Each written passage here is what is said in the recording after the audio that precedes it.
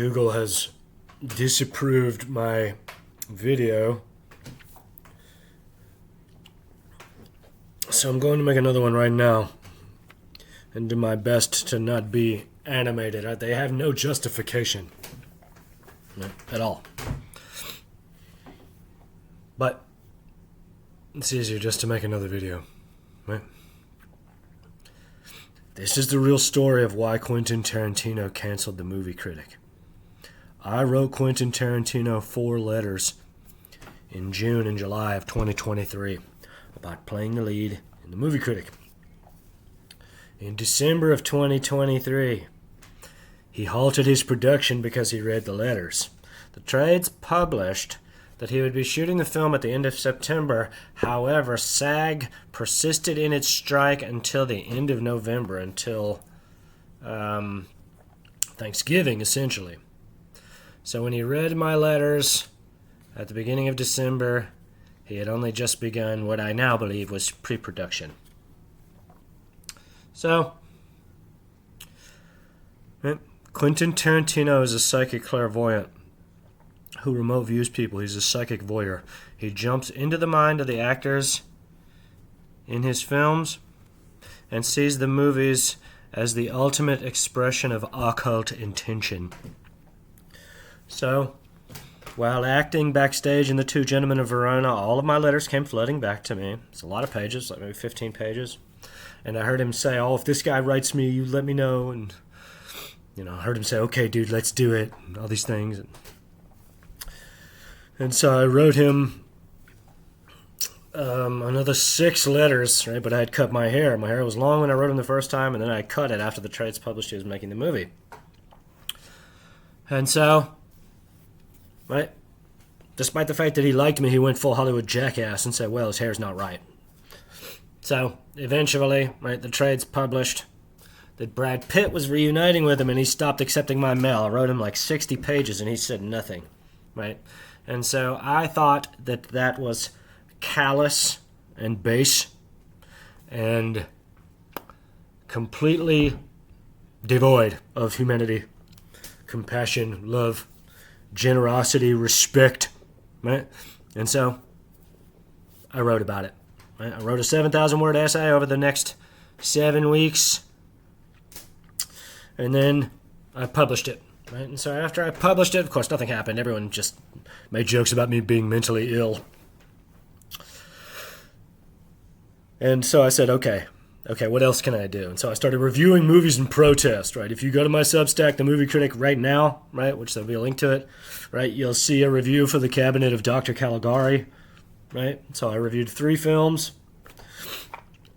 An American in Paris, Mr. Skeffington, and Gone with the Wind. And when I wrote my 4,500-word review of Gone with the Wind, I tweeted it directly to his personal Twitter, which is a picture of him holding a gun to his head. He's a sick degenerate, a dangerous man, right? And I said, there it is. Feel free to read the other 2, as you and or your final film are mentioned in both of them. And he canceled that film the following day. I am the reason that Quentin Tarantino canceled The Movie Critic. And so now you might be wondering why. Why did he actually cancel it, right? It's because of my essay, right? It's not because of the reviews, though the reviews are good, right? Writers write what they know, right? No one's ever done anything else, right? Right? You can write a period novel, right? You can write a period film, right? But the archetypes, the scenes, the stories, right? It's all pulled from your experience, right? That's it, right? So, what does Quentin know? Quentin knows show business. Quentin knows actors, right? Right? When you watch all the press about Brad Pitt, like in his promotional material, right, for Cliff Booth, where he's talking about how, the script's all dog-eared, right? It's all dog-eared for other actors, right, for other roles, right? Quentin wrote that role for Brad Pitt because it is the story of Brad Pitt. They're Cliff Booth, Brad Pitt, each one syllable, right? They're the same. It's the same thing, right? They're the same person, right? Right? Cliff Booth killed his wife on a boat with a spear gun and got away with it because Brad Pitt beat up Angelina Jolie on an airplane and got away with it, right? Right? And this is all from the flight crew, right? This is not the ravings of a lunatic. Rolling Stone reported on this, right? That they felt compelled to call the FBI, right? Because he was screaming at the top of his lungs right in her face, poured beer all over her, smacked her around, screaming right in her kids' faces. Right? Cops come, no charges are filed, right? So Quentin pulled that story out of the air, put it in the water, right?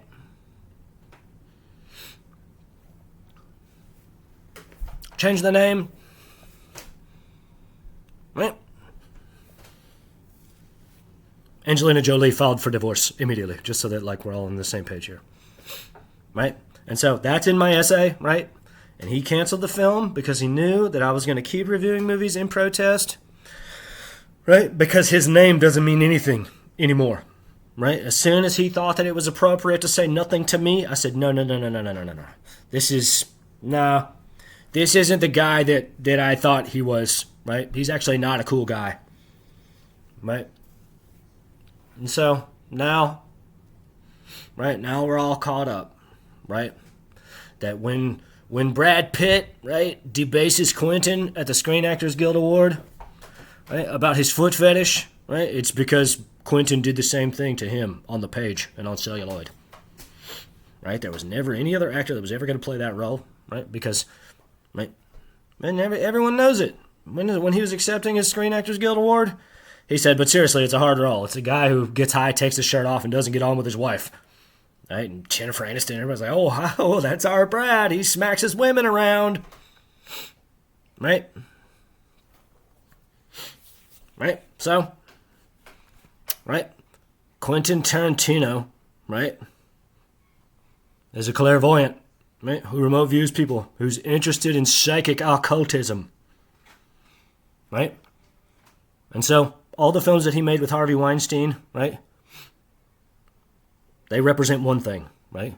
And to be sure, Harvey got thrown under the bus because of his, right, primary benefactor, which is Quentin, right? 100%, right? And so he makes his first film without him, which is Once Upon a Time in Hollywood, right? And he appropriates Brad Pitt's spousal abuse.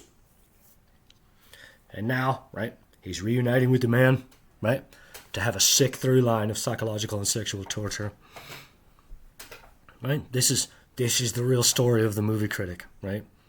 Right? He set me up, right, after he canceled the film, at a screening of Jackie Brown, right? Never answered any of my mail, right? Never wanted to talk to me practically, right? So everything that he said during that conversation was in relation to me getting up on stage and him announcing me as the Movie Critic, right? Right? So I opened his book, Cinema Speculation. It had a letter in it, right? I pushed the letter all the way up to his face, right? He stuck his nose up at me and turned his back on me, so I did the same thing, right? Because he doesn't own the world, right? This thing that he's doing, right, it ain't got nothing to do with money. It ain't got nothing to do with prestige, right? And so since then, right, he's entered into a Faustian covenant that he can always deny, right, to compel me to madness and suicide, and now it's degenerated into a sick psychic siege. So there it is, right? That's the story of the Movie Critic, right? Right? That's what's actually been occurring, right? And he's kicking it back off this December because he failed in his attempts to get me to blow my brains out, right? And if there is no resolution between us, like real resolution, eye to eye, right, then when he starts making this film again, right, he's going to torture me with a palpable evil that he can always deny and will always deny, right? So, like, comment, subscribe, share.